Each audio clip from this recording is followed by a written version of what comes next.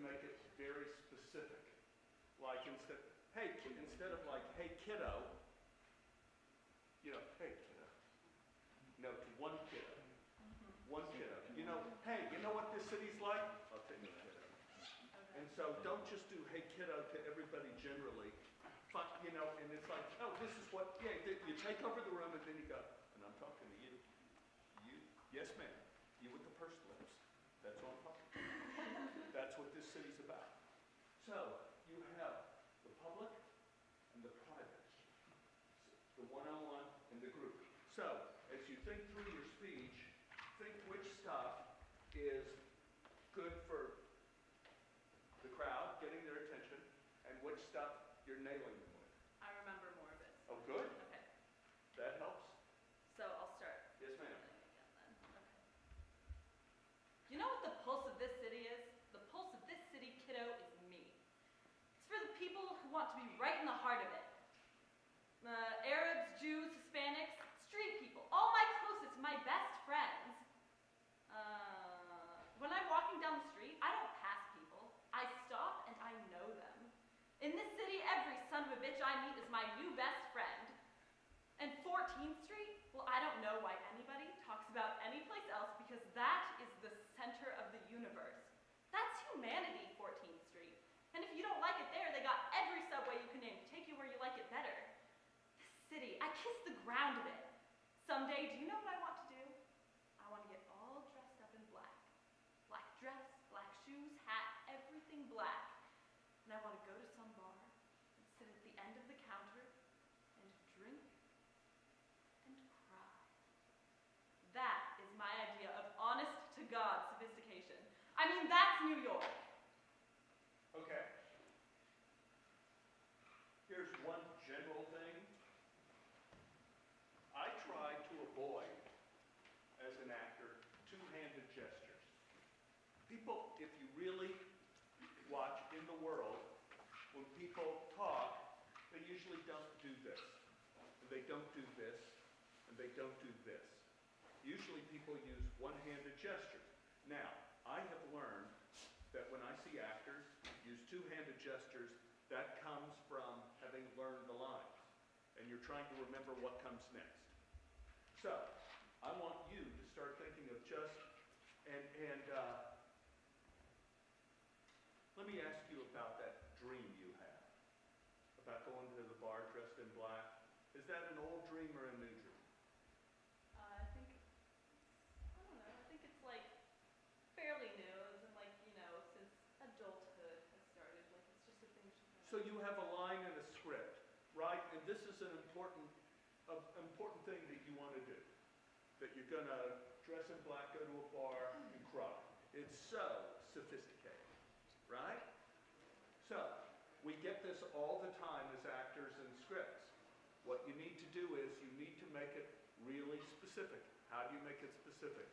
First question I say is, why do you want to do that? When did you get the idea you want to dress in black? Where did this come from, this idea? I know.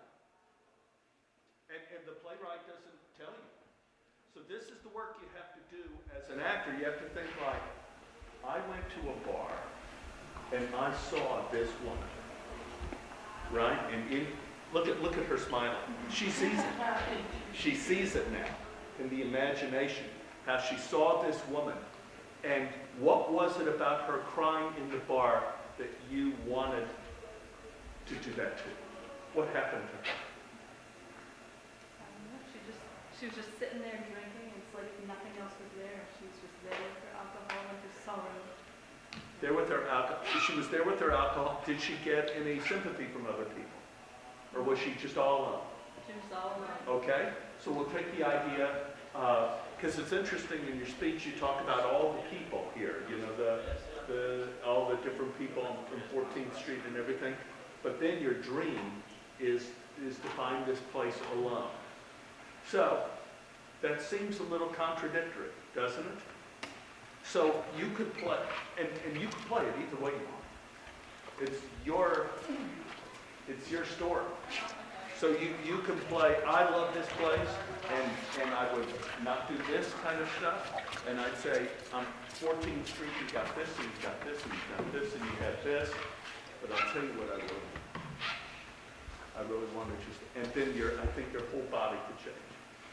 I really just want to go to a bar, dress in black, sit at the end of the table and cry, and drink, and cry. So, make that kind of specific. So let's go back, let me sit up here with you, and start again. Go for it. Okay.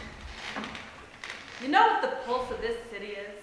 The pulse of this city, kiddo, is me. This city's for the me's of this world, people that want to be right in the heart of it. Jews, Arabs, Hispanics, street people, all my closest, my best friends.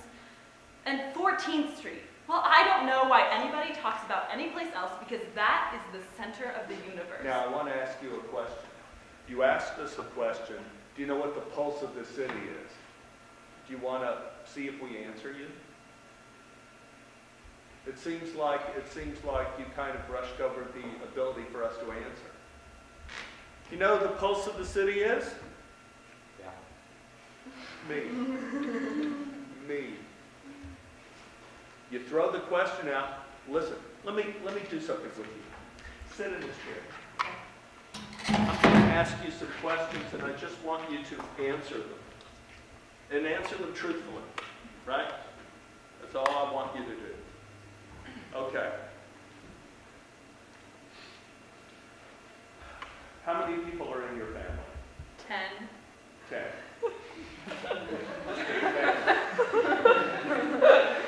Are you the oldest? No, I'm the third. You're the third. What's it like growing up in such a big family?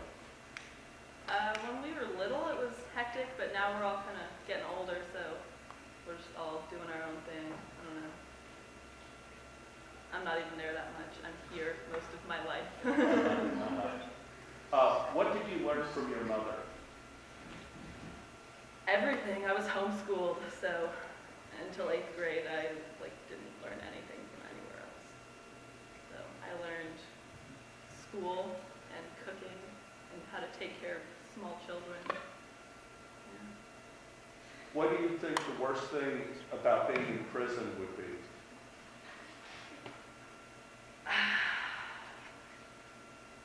You get paid not very much. You get a job in there, right? And I guess you don't have to do it, but you get a job and you work there. I know someone who's in jail and they work at the library and they get paid a cent an hour. And I don't know, that's weird. And also you don't have your freedom. So that kind of. Now, did you notice? There's that too. Did you notice when I asked her some normal questions? What's your family like? Then I asked her an abnormal question, and it threw her, right? She wasn't able to about the prison. Did you see her face? Did you watch her face? Was it not interesting that she didn't have an answer right away? Were you bored waiting for her answer? No. Thank you. How did you know I needed to sit there? Were you bored? were you bored with her thinking? That is because, as actors, are all of you actors? No. You should remember that thought is theatrical. As an audience, we like to watch people think. And as actors, you'll always have directors who'll say, pick it up, go faster. But as you rehearse, allow yourself time to think. You know what this city runs on? Me. And people there are all sorts of people here, there's Jews and Hispanics and all these sorts of people. 14th Street? Now, what's the difference between 14th Street and, let's say, Times Square? Well, 14th Street is the heart of everything. No. But you, as the actress, can make it very specific, because you know what Times Square is, and you know what 14th Street is, and you like 14th Street. And I like 14th Street, because that's where all the subways are. When you're downtown, that's where all the subways are. And there are all sorts of, that's where all the agencies are, down 14th Street. Anyway, so all you do is when you have a part, think through of the specifics. If you don't know a specific, think through. Try to avoid gestures like this, and allow yourself to think as you work on a part, and it'll bring it to life, and you'll bring the audience into it. Okay, you can sit down. You can sit down. Enjoy it. But she has a terrific charisma. Terrific You'll kind get of. about 15 minutes. 15 minutes. Questions. Q&A. Question. Q&A. I am equipped to answer questions on acting, on writing, and storytelling. Yes, ma'am. How did you get into acting? I always wanted to be an actor from when I was a little kid, and I was in plays all the time, like in the neighborhood and at the park and all that. I did plays in grade school, junior high, high school, college. And so where do you draw that starting line? And I guess I realized this may not be a good thing to say at school, but there's only so much you could learn about acting from a school, and you have to really do it. And so I went out to Los Angeles when I was in my mid-20s, and I was unemployed for a long time, and tried to audition. I ended up doing children's theater for a living, and then I got a commercial agent. If you're an actor and you're thinking about starting out, it's always good to look at commercial agencies first, because they're always looking for new people. Whereas what they call theatrical agencies, that for TV and movies, they wanted people with a resume, so that you'll have to work your way up and be able to get a few parts on film to show people what you can do. Also, we're living in a golden age now where everybody is shooting little movies. Everybody has a camera, everybody's shooting movies. I would do movies here on Vashon with people and see, maybe you get a good piece of film and get an agent that way. And I had a mantra, which is get a job, get an agent, get a good job, get a good agent. And it works that way. So you just slowly work your way up and you get better agents and better jobs. Yes, question? Question? Yes? So how do you find the experience of like acting in a movie different from in a play? Yeah, it's very different in a way, and television is very different. When you do a play, the idea of doing a play is you have rehearsal. Everybody starts, and the goal of the director is to get everybody to the finish line at the same time, which is opening week. And you'll have some actors that are fast out of the gate and some that are slow. And so you have this whole rehearsal period to get the play at the same point when you open. The gotcha factor of a play is reality. You bring reality onto the stage, and the audience is swept into your reality here. That's what a play is.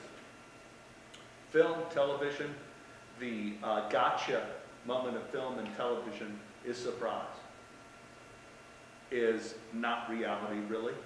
You have all of these people working on the production, sound people and editors, music, everything is doctored to create this kind of entertainment. When you work on a movie, you work on one story for 3 months maybe, the movie. You don't work every day, you don't work all the time, unless you're Harrison Ford, or Johnny Depp, unless you're the star of the movie. If you're like me, you just do a little bit here and there. And you have to be aware of what part of the script you're filming now and what part of the script you're going to be filming in 2 weeks. In 2 weeks, you may be shooting the scene that happened before the scene that you're shooting now. So as an actor, you have to know the overview of the whole story you're telling. So when you jump in and doing a scene at different points, you can act. And doing television is crazy. Doing television is the craziest of all because you're working, 12, 15-hour days, and it's the same as a movie where you're working completely out of sequence, so you have to know where you are in the story. Yes? Surprising, memorable tale from your filming of Groundhog Day? Yeah. I think I played Ned in Groundhog Day, Ned Ryerson. And I think a quick one is I was first up on first day. Street scene with me and Bill Murray was first shot, first day, like 6:30 a.m. on that street in the cold. And I was so scared, and I was so nervous, and Bill Murray is very intimidating. And I walked out, and there were about 500 townsfolk there watching, and we start rehearsing the scene, just showing where I'm going to come up like this, and walk up the bill and do all this. And then I look out in the crowd of 500 people, and in the crowd is this guy, David Nichols. I'd only seen David Nichols 4 times in my life. He's standing in the crowd, and he looks at me. The last time I saw David Nichols was when I did Great Balls of Fire in Memphis, Tennessee, when I got married to Ann. Right there. That's the time before that I saw David Nichols. The time before that I saw David Nichols was the first day I came to Los Angeles when I wanted to be an actor. And David Nichols was from Dallas, Texas, like me. And he said, why don't you come on to the set? I'm doing the art direction on a film called New York, New York. And my first day in LA, I had lunch with Martin Scorsese, Robert De Niro, and Liza Minnelli. That was the time before that I saw David Nichols. And the time before that, the first time I saw David Nichols, of the 4 times I saw him in my life, I was 15 years old.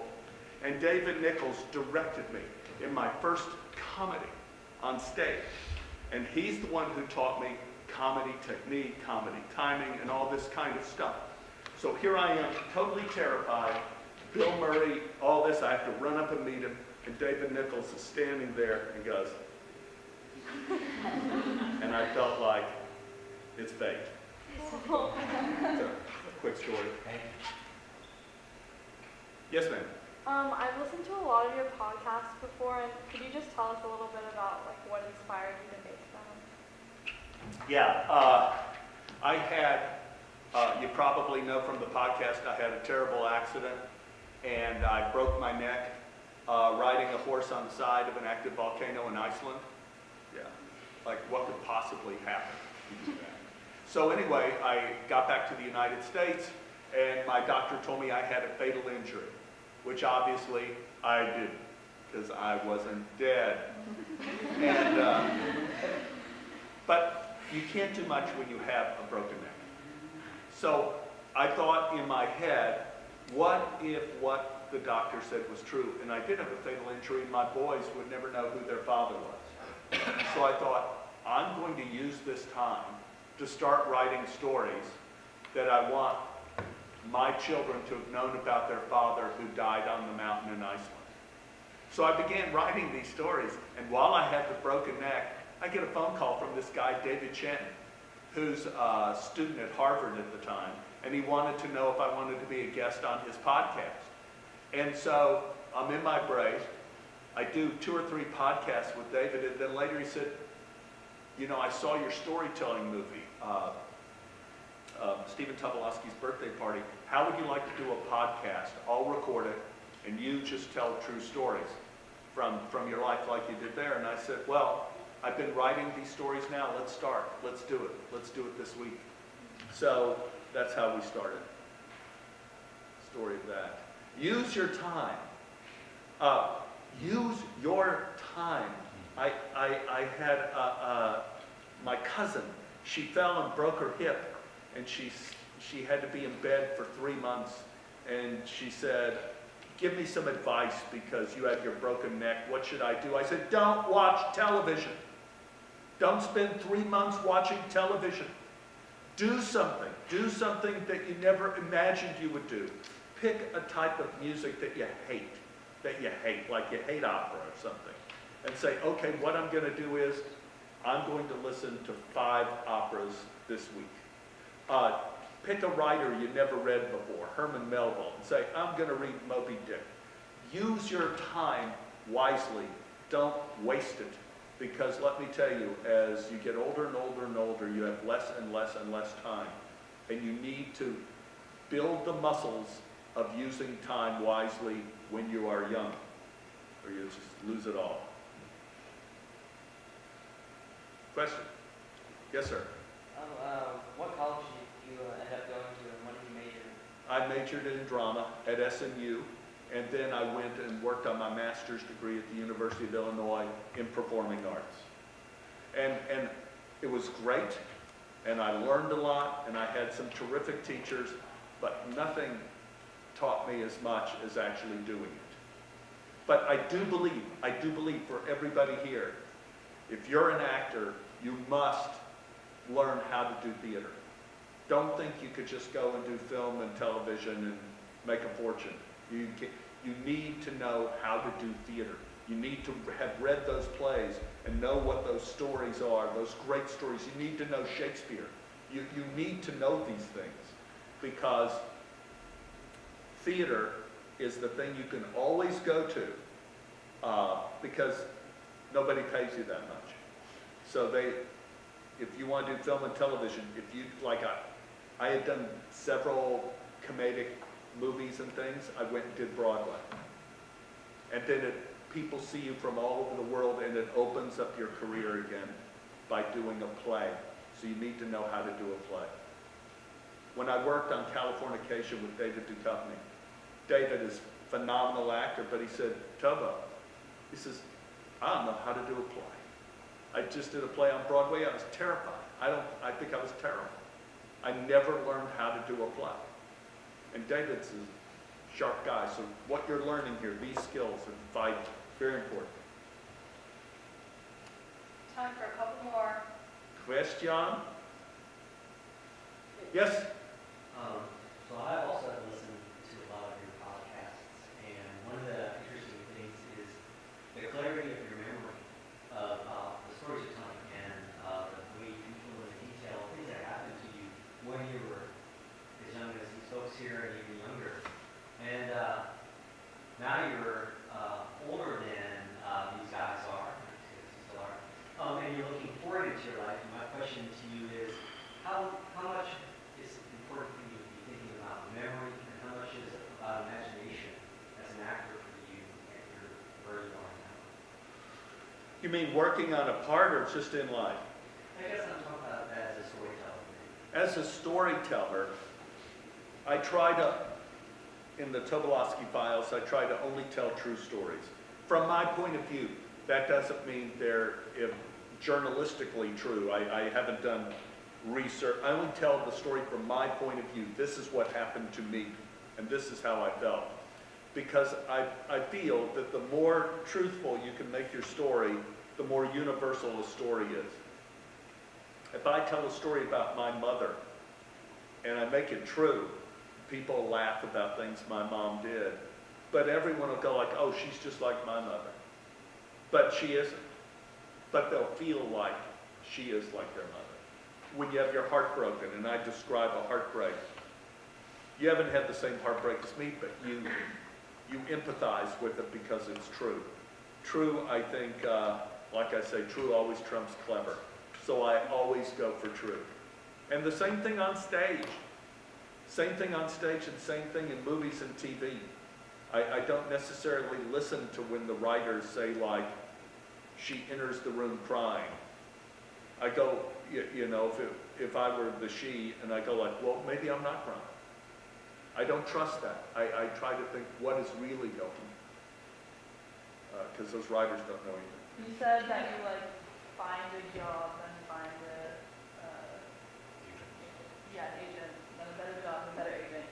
how does one go about finding that first job? You know? The first job, I think that there are a lot of places, like, first of all, in theater. Different casting directors could see you in theater. Commercials, that's a treasure trove for someone, you know, like you, of doing commercials. Voiceovers, of practicing doing voiceovers. And doing small films for nothing, you know, even helping to carry the equipment. And then you can get a good piece of film on you, and it can post on the internet. That's how Big Time in Hollywood, Florida happened. That TV show, if any of you saw that. The guys did YouTube videos, and then Ben Stiller saw it and said, like, why don't we give you a show? And they end up with a show. So that's the easy way. You have to work for like no money to begin with, and then get seen. Last one. Yes, sir. What is the biggest rut you've ever come in your career, and how did you get out of this? Oh man, he asked, what's the biggest rut I ever had in my career? I was doing children's theater. I was in Los Angeles. And I felt like that line in Pearly, I have all these wings and nobody's going to let me fly.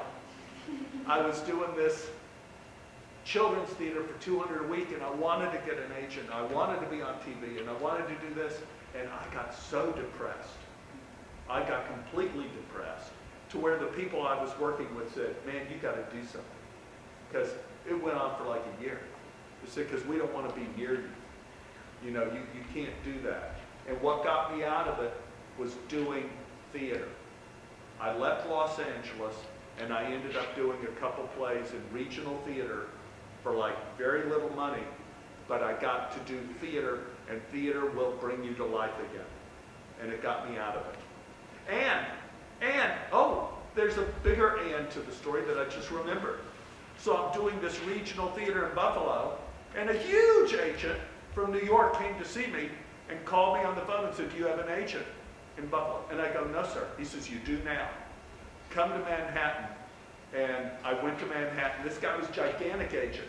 He says, he set me up then with 18 auditions. He called Los Angeles and said, I'm representing a new client, Stephen Tobolowsky.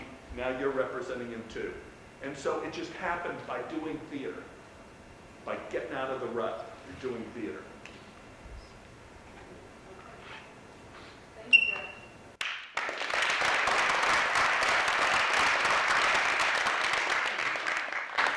Terrific. Thank you, guys. Stephen, can you tell them what shows you're coming up on? I know you can't talk about one, but No, I'm doing, in particular. this year I'm on Goldbergs. I'm doing the principal on the Goldbergs usually, and I'll be in season 3 of Silicon Valley on HBO if you got that.